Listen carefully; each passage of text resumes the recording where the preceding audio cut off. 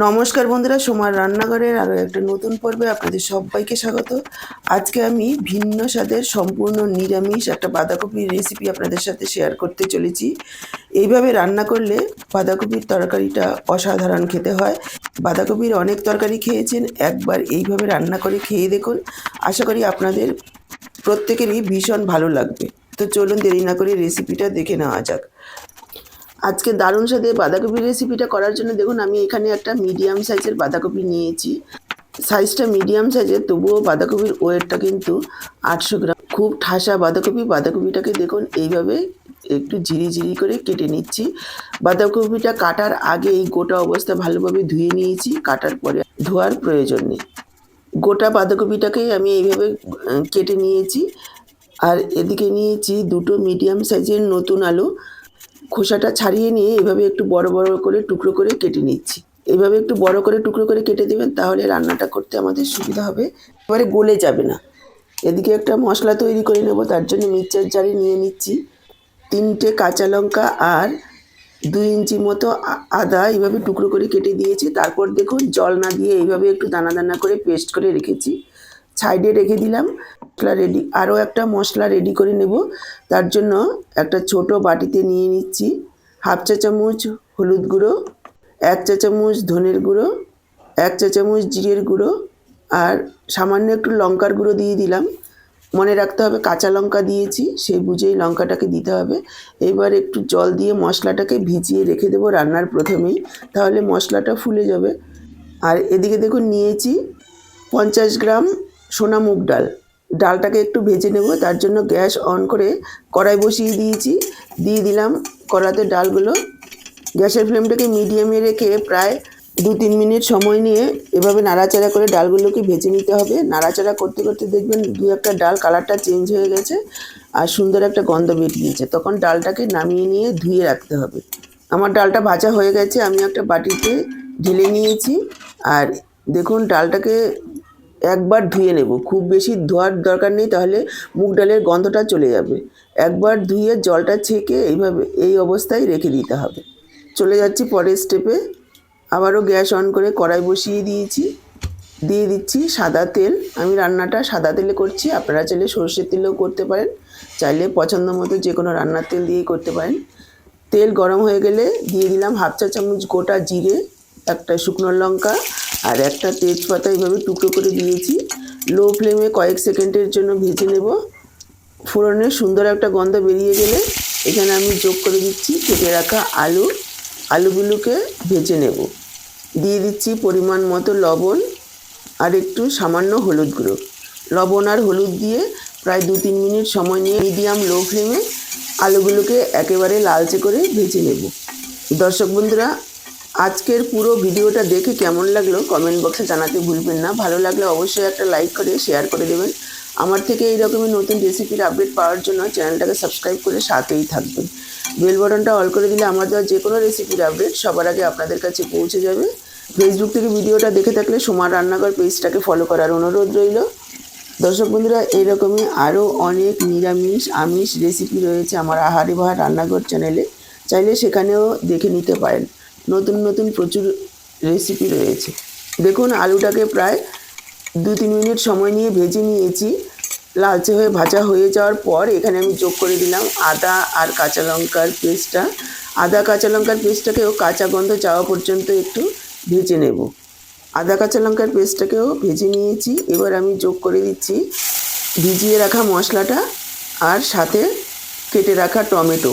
এখানে আমি একটা মিডিয়াম সাইজের টমেটো এইভাবে টুকরো করে কেটে দিয়েছি। টমেটোটা চেষ্টা করবেন এভাবে কেটে দেওয়ার, তাহলে মশলার সাথে একটু ভাজা হবে, এতে করে তরকারির স্বাদটা বাড়বে। নাড়াচাড়া করে মিশিয়ে নিচ্ছি। মশলার মধ্যে যে জলটা ছিল সেটা শুকিয়ে গেছে। এখানে আমি আরও একটু জল দিয়ে দিচ্ছি, কেননা মশলাটা এখনও ভালোভাবে কষানো হয়নি। এখানে যত ভালোভাবে মশলাটা কষানো হবে ততই কিন্তু টেস্ট বাড়বে। আরও একটু জল দিয়ে মিশিয়ে নিয়ে ঢাকা দিয়ে দিচ্ছি। ঢাকা দিয়ে প্রায় 2-3 মিনিট সময় নিয়ে মিডিয়াম লো ফ্লেমে মশলাটাকে কষিয়ে নেব, যাতে করে মশলাটা খুব ভালোভাবে কষানো হয়। দেখুন ঢাকা দিয়ে প্রায় 2-3 মিনিট মশলাটাকে কষিয়ে নিয়েছি। মশলা খুব সুন্দরভাবে তেল ছেড়ে দিয়েছি আর টমেটোগুলোও নরম হয়ে গেছে। এবার আমি ভেজে ধুয়ে রাখা মুগ ডালটা দিয়ে দিলাম। ডালটাকেও মশলার সাথে আরও কিছুক্ষণ একটু নাড়াচাড়া করে কষিয়ে নেবে, প্রায় 2 থেকে 3 মিনিট মিডিয়াম লো ফ্লেমে। দেখুন প্রায় 2-3 মিনিট ভালোভাবে ডালটাকে মশলার সাথে কষিয়ে নিয়েছি, দেখেই বুঝতে পারছি নিচে লেগে যাচ্ছে। এবার আমি কেটে রাখা বাঁধাকপিটা দিয়ে দিচ্ছি। আমি এখানে আর বাঁধাকপিটাকে আলাদা করে ভাপাবো না, যেহেতু এখন শীতের নতুন বাঁধাকপি, এইভাবে দিলে খুব সুন্দরভাবে অল্প সময়ে সেদ্ধ হয়ে যাবে। আর যদি সিজনের শেষের দিকে এই রেসিপিটা করতে চান তাহলে বাঁধাকপিগুলোকে আলাদা করে একটু ভাপিয়ে জলটা ফেলে দিতে হবে, এতে করে খেতেও ভালো লাগবে আর রান্নাটাও হবে তাড়াতাড়ি। এবার উল্টে পাল্টে সব কিছু খুব ভালোভাবে মিশিয়ে নিতে হবে, আর গ্যাসের ফ্লেমটাকে এই সময়ে লোতে রাখতে হবে যতক্ষণ পর্যন্ত বাঁধাকপির জল না ছেড়ে দিচ্ছে, তা না হলে কিন্তু নিচে ডাল মশলা পুড়ে যেতে পারে। এখানে আমি পরিমাণ মতো লবণ দিয়ে দিচ্ছি, তারপর খুব ভালোভাবে মিশিয়ে নিচ্ছি। উপরের বাঁধাকপিটা নিচের দিকে দিতে হবে আর নিচের ডাল মশলাটা এইভাবে উপর দিকে করে দিতে হবে, তাহলে বাঁধাকপির থেকে যে জলটা বেরোবে তাতে করে 50% ডাল বাঁধাকপি সব সেদ্ধ হয়ে যাবে। আলাদা করে এক্ষুনি জল দিতে হবে না, এতে করে একটু ভাজা ভাজা হবে, তরকারিটা খেতে ভালো লাগবে। দেখুন আমি উপর নিচ করে খুব ভালোভাবে নাড়াচাড়া করে দিয়েছি। এবার ঢাকা দিয়ে প্রায় 4-5 মিনিট রান্না করে নেব। মাঝে 2-1 বার ঢাকা তুলে নাড়াচাড়া করে দিতে হবে, তা না হলে কিন্তু নিচে লেগে যেতে পারে, যেহেতু মুগ ডাল। দেখুন ঢাকা দিয়ে প্রায় 4-5 মিনিট রান্না করে নিয়েছি। এবার আমি যোগ করে দিলাম মটরশুঁটি। এখন শীতের টাটকা মটরশুঁটি দিলে খুব ভালো লাগবে খেতে। আরও একবার সব কিছু মিশিয়ে নিচ্ছি। মটরশুঁটিটা এই সময়ই দেবেন, তাহলে একেবারে গলে যাবে না, সেদ্ধ হবে অথচ একেবারে গলে যাবে না। মটরশুঁটিটা খুব ভালোভাবে মিশিয়ে নিয়ে এখানে আমি 1/2 কাপ পরিমাণ জল দিয়ে দিচ্ছি। যেহেতু মুগ ডাল রয়েছে, ডালটা আরও একটু সেদ্ধ হবে, বাঁধাকপিটাও সেদ্ধ হবে। এখানে অবশ্যই গরম জল দেবেন, এতে করে স্বাদটা ভালো হবে, রান্নাটাও তাড়াতাড়ি হবে।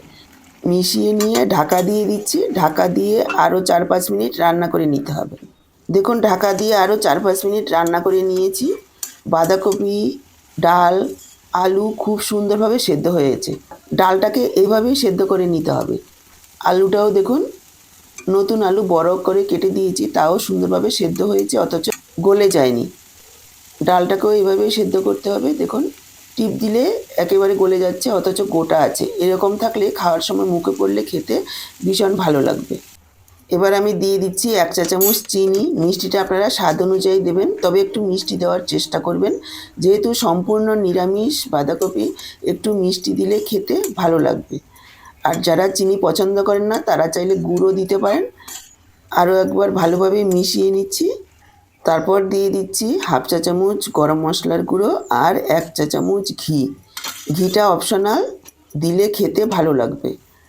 ভালোভাবে মিশিয়ে নেব। রান্না প্রায় শেষের মুখে। মিশিয়ে নেওয়ার পর ঢেকে রেখে দেব 5 মিনিট, যাতে ঘি গরম মশলার গন্ধটা খুব ভালোভাবে মিশে যায়।